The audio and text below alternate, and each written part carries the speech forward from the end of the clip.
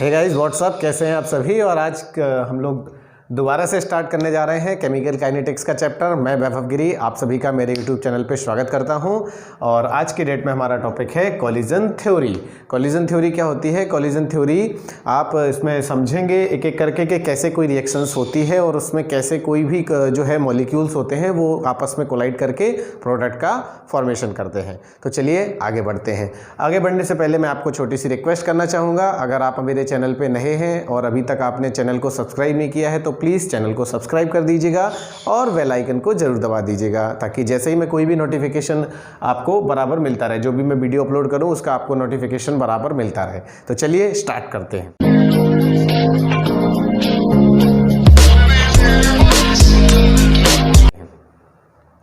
और आज हमारा टॉपिक है कोलिजन थ्योरी। तो समझते हैं कि करके कि कोलिजन थ्योरी क्या होती है।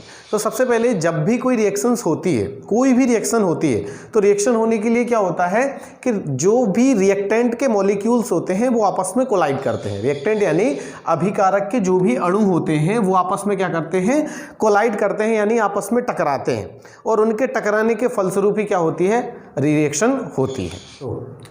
बात कर रहे थे कोलिजन थ्योरी। तो इसका सबसे पहला पॉइंट क्या होता है? कोलिजन थ्योरी का सबसे पहला पॉइंट होता है कि कोई भी अणु मतलब अणुओं का आपस में जो है टकराना आवश्यक होता है रिएक्शन को होने के लिए। कोई भी रिएक्शन जब होती है तो उसके जो रिएक्टेंट के मॉलिक्यूल्स होते हैं, अभिकारक के अणु होते हैं, वो आपस में क्या होते हैं? टकराते हैं। पहला पॉइंट यही हो गया। दूसरा पॉइंट होता है कि इन टक्करों से, ये जो टक्कर होती हैं तो सभी टक्करें प्रभावी टक्कर नहीं होती, इफेक्टिव कोलिजन सभी नहीं होते। कुछ टक्करें प्रभावी होती हैं और कुछ टक्करें प्रभावी नहीं होती हैं। फॉर एग्जाम्पल, जैसे मान लो अपने पास में दो बलून्स हैं, ठीक है, दो बलून्स, एक बलून्स में रेड कलर भरा हुआ है और एक बलून्स में वाइट कलर भरा हुआ है। जब दोनों बलून्स को हम टकराएंगे तो आपस में वो दोनों फूट जाएंगे और फूट के एक नया कलर, पिंक टाइप का कलर अपने पास में बनेगा। तो रिएक्टेंट क्या हो गए? रेड कलर और वाइट कलर। प्रोडक्ट क्या हो गया अपना? Pink colour. तो ये कब होगा? जब दोनों बलून्स आपस में सही से टकराएंगे।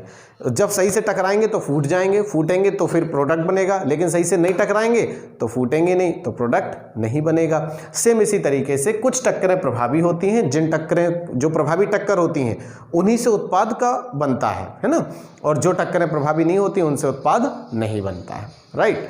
इसके बाद थर्ड अपना होता है कि जो भी टक्करें होती हैं, जब टक्करें होती हैं तो इन टक्कर के फलस्वरूप जो मॉलिक्यूल्स होते हैं इनमें एक ऑटोमेटिकली एनर्जी होती है जिसको अपन देहली एनर्जी बोलते हैं, यानी थ्रेशोल्ड एनर्जी बोलते हैं। आपको मैं ग्राफ द्वारा समझा पाऊंगा इसको अच्छे से। जैसे मान लो इस तरीके से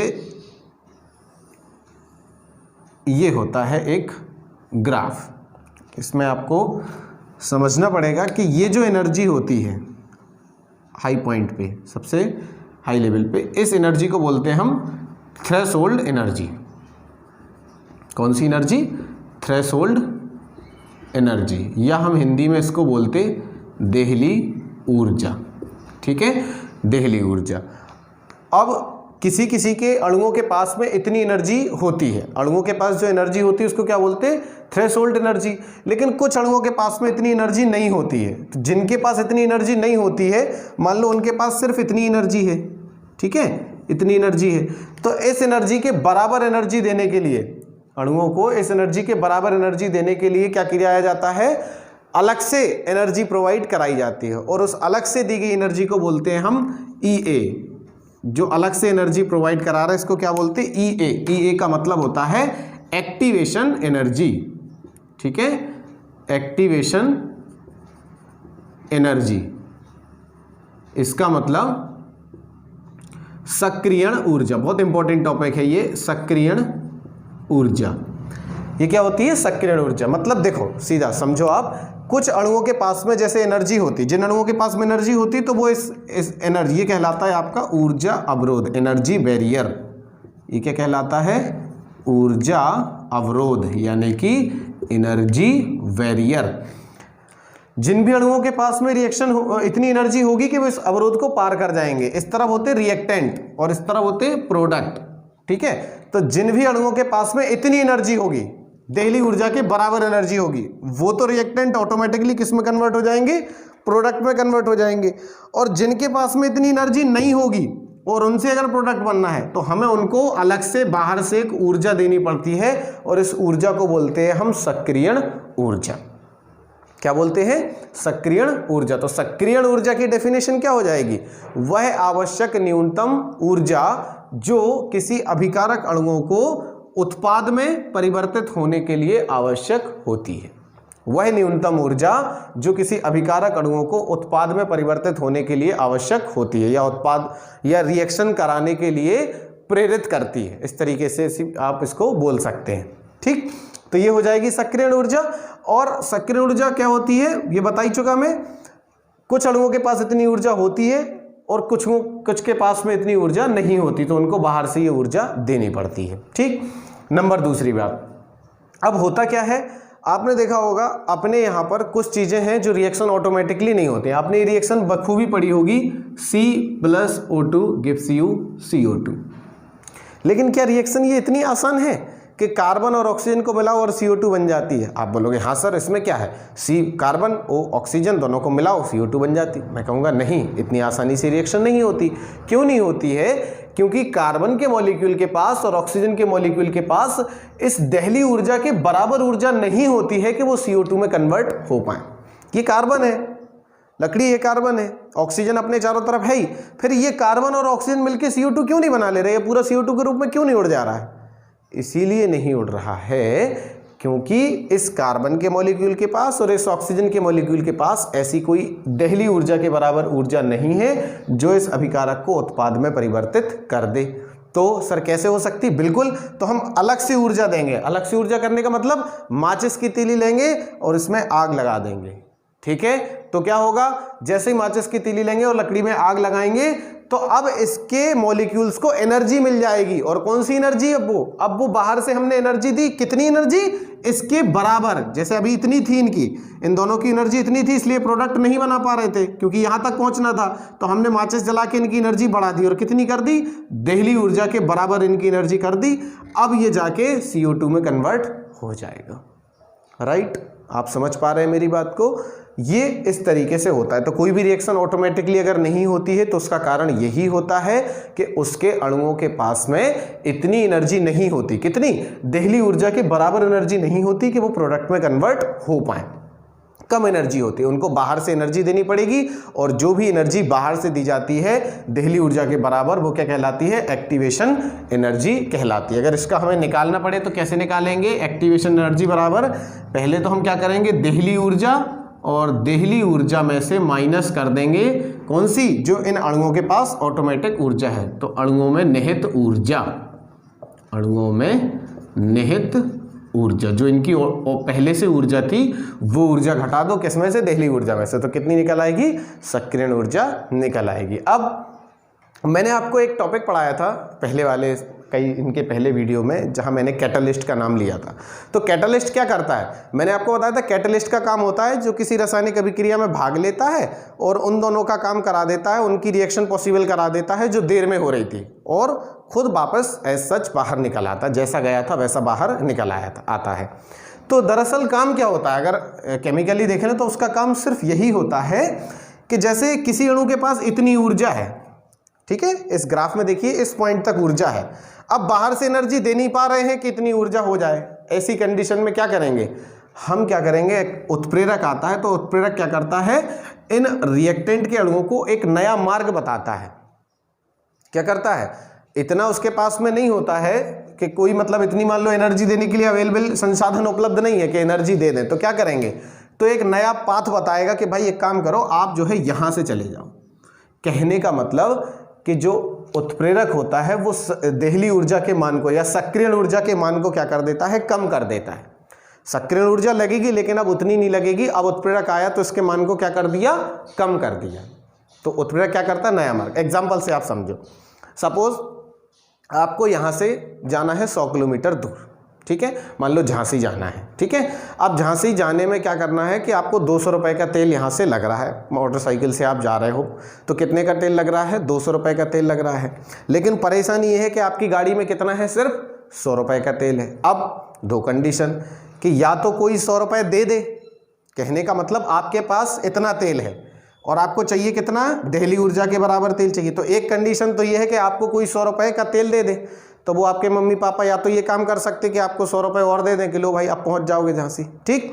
या दूसरा काम क्या हो सकता है, दूसरा काम कोई आपको जानकार मिल जाए, वो क्या एक काम करो ना, वहाँ से जा रहे तो 100 किलोमीटर पड़ता है, आप इस तरीके से शॉर्टकट निकल जाओ तो आपको 100 किलोमीटर नहीं पड़ेगा, आपको सिर्फ कितना पड़ेगा, 50 किलोमीटर पड़ेगा और आपका 100 रुपये के तेल में ही काम हो जाएगा। तो ये क्या कर दिया उसने, एक नया मार्ग बता दिया। सेम उत्प्रेरक का काम, उत्प्रेरक का काम क्या है कि ये सक्रियण ऊर्जा के मान को ही क्या कर देता है, कम कर देता है, एक नया मार्ग बता देता है रिएक्शन होने के लिए। समझ में आ रहा आपको? तो ये कहलाती है सक्रियण ऊर्जा और इस टोटल को अपन बोलते हैं कोलिजन थ्योरी। तो कोलिजन थ्योरी इस तरीके से होती है। इसके बाद मैं आपको बताऊंगा आगे की चीज़ इसमें कि और क्या होता है।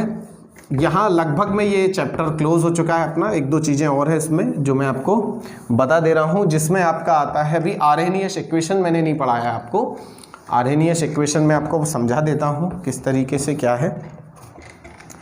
देखो Arrhenius equation, Arrhenius equation direct आप याद रखेंगे तो होता है k बराबर a e की पावर माइनस के ई अपॉन आर टी, जहाँ k होता है, क्या होता है कि इस चैप्टर में k क्या है, अपन क्या पढ़ते हैं, रेट कांस्टेंट यानी कि वेग स्थिरांक। a यहाँ पर होता है आर्हेनियस कांस्टेंट, ठीक है, आर्हेनियस नियतांक या आर्हेनियस स्थिरांक। ई यहाँ पर एक्सपोनेंशियल कांस्टेंट होता है यानी चरघातांकी गुणांक होता है। और ई अपॉन आर टी, ई अपॉन आर टी को अपन क्या बोलते हैं, बोल्ट्जमैन नियतांक। क्या बोलते हैं, बोल्ट्जमैन कांस्टेंट या बोल्ट्जमैन नियतांक। वैसे आर क्या होता है, वैसे ई आपकी सक्रियण ऊर्जा है, आर गैस नियतांक है और टी जो है आपका परमताप है। तो ये होता है अपना आर्हेनियस इक्वेशंस। आर्हेनियस इक्वेशन को थोड़ा सा और हम मॉडिफाई करेंगे और आगे जानेंगे। तो अगर हम इसमें दोनों ओर क्या ले लें, लॉग ले लें। लॉग लेने से क्या होगा इसमें आपका कि ये इस तरफ लेंगे तो लॉग ई के इज इक्वल टू हो जाएगा लॉग ए प्लस लॉग ई की पावर माइनस के ई अपॉन आर टी। आप शायद जानते हैं कि दोनों चीज़ें अगर मल्टीप्लाई में हो और उनमें लॉग लिया जाता है तो वो प्लस में हो जाती हैं, यानी कि लॉग ए बी हो तो उसको लॉग ए प्लस लॉग बी अपन कर देते हैं। तो सेम इस तरीके से फिर लॉग ई के इज इक्वल टू क्या हो जाएगा, लॉग ए प्लस यहाँ ये किसी की भी पावर चढ़ी हो लॉग में तो वो इस तरफ आगे आ जाती, तो ये हो जाएगा माइनस के E upon R T log E. Log base E पर ई की वैल्यू होती है 1, तो इस पूरे की वैल्यू हो जाएगी 1। और शायद आप जानते हो लॉग ई से लॉग बेस 10 बनाना हो तो 2.303 का मल्टीप्लाई करते हैं, तो ये हो जाएगा 2.303 log 10 K is equal to 2.303 log 10 A minus के E A by R T, क्योंकि इसकी वैल्यू क्या हो गई 1। तो हम क्या करेंगे, अब हम 2.303 यहाँ ले जाएंगे तो यहाँ क्या बचेगा, log 10 k is equal to ये हो जाएगा 2.303 divided by 2.303 log 10 a minus E A by 2.303 r into T. ये 2.303 यहाँ पहुँच गया, तो अब ये बचेगा log 10 k is equal to, ये से ये कैंसिल हो जाएगा तो ये बचेगा log 10 a minus E A upon 2.303 r into T. ठीक है, अब क्या करेंगे हम लोग, इसको इक्वेशन नंबर डाल देंगे 1। अब मान लो आपके पास कभी एक ऐसा क्वेश्चन आता है, ये है आपका रेट कांस्टेंट और ये है टेम्परेचर, आपका कुछ इन दोनों में रिलेशन पूछा जाए, यानी कि रेट कांस्टेंट में, टेम्परेचर में और एक्टिवेशन एनर्जी तीनों में रिलेशन पूछा जाए, तो उसके लिए हमें एक और फॉर्मूले का फॉर्मेशन करना पड़ेगा। इस तरीके से कैसे करेंगे हम उसको, इसको हमने इक्वेशन नंबर 1 मान लिया। अब मान लो आपको ऐसा कुछ पूछा जाए कि इतने इतने टेम्परेचर पर किसी भी अभिक्रिया के रेट कांस्टेंट इतने और इतने हैं, मान लो x और y टेम्परेचर पर किसी अभिक्रिया के रेट कांस्टेंट a और b हैं, तो आप उसकी एक्टिवेशन एनर्जी निकालिए। तो इस तरीके के सवालों के लिए हमें आगे आने वाले फॉर्मूले का प्रयोग करना पड़ेगा। तो कैसे करेंगे, इसको इक्वेशन नंबर 1 डाल दो। तो हम इसको ऐसा मान ले रहे 2 के लिए, माना टेम्परेचर T1 तथा T2 पर किसी रिएक्शन के रेट कांस्टेंट K1 व K2 हैं। तो बताओ log 10 K1 is equal to क्या हो जाएगा, log 10 A माइनस के EA अपॉन 2.303 RT1। इसको मान लो समीकरण नंबर 2। यहाँ पर एक्टिवेशन एनर्जी और जो है आरएनएस कांस्टेंट में कोई चेंज नहीं होता है, टेम्परेचर या रेट कांस्टेंट की वजह से ये दोनों चेंज नहीं होते। और इसी तरीके से इसमें क्या आ जाएगा, log 10 K2 is equal to क्या आ जाएगा, log 10 A माइनस के EA अपॉन 2.303 RT2। इसको मान लो इक्वेशन नंबर 3। अब सेकेंड व थर्ड से, सेकेंड व थर्ड से क्या होगा, हम दोनों को क्या करेंगे, फर्स्ट डिवाइडेड बाई सेकेंड या फर्स्ट सेकेंड माइनस थर्ड कर दे रहे हैं, ठीक है। सेकेंड में से थर्ड को क्या कर दे रहे हैं, माइनस कर दे रहे हैं। तो सेकेंड में से थर्ड जाएगा, बोलो क्या बचेगा, log 10 K1 minus log 10 K2 is equal to, बताओ log 10 A में से log 10 A जाएगा तो ये दोनों तो वैसे ही कैंसिल हो जाएंगे, और इसमें से ये घटाएंगे तो ये वाला हो जाएगा किसमें, प्लस में, और ये माइनस में ही रहेगा। तो चलो हम ऐसे ही लिख दे रहे हैं, माइनस के EA बटे 2.303 RT1 और माइनस के EA अपॉन 2.303 RT2। बताओ log A minus log B क्या होता है, log A अपॉन B। तो ये हो जाएगा log 10 K1 अपॉन K2। ये क्या हो जाएगा, यहाँ हो जाएगा, अब देखो माइनस माइनस हो जाएगा प्लस, और ये तो माइनस है तो इसको पहले लिखेंगे हम EA upon 2.303 RT2 minus EA upon 2.303 RT1। ये हो जाएगा log 10 K1 by K2 is equal to EA upon 2.303 R। ये ले लिया हमने कॉमन, EA अपॉन 2.303 इसमें भी है, R इसमें भी है, तो यहाँ क्या बचेगा, 1 upon T2 minus 1 upon T1। तो ये हो जाएगा log 10 K1 by K2 is equal to EA upon 2.303 R T1 minus T2 divided by T2 into T1। ये है आपका रिलेशन किस किस में, अगर दो टेम्परेचर पर किसी रिएक्शंस के रेट कांस्टेंट K1 और K2 हैं तो उनकी एक्टिवेशन एनर्जी में ये फार्मूला आप यूज़ करेंगे निकालने के लिए, ठीक है। तो यहाँ मोस्टली मैंने आपका केमिकल काइनेटिक्स ऑलमोस्ट पूरा ख़त्म करा दिया है, और इसके आगे मैं जो है आपके इसके नेक्स्ट चैप्टर में या इसी की न्यूमेरिकल पे बात करूँगा। तब तक देखते रहिए। जो लोगों ने अभी तक चैनल सब्सक्राइब नहीं किया वो ज़रूर कर दीजिए, और थैंक यू वेरी मच।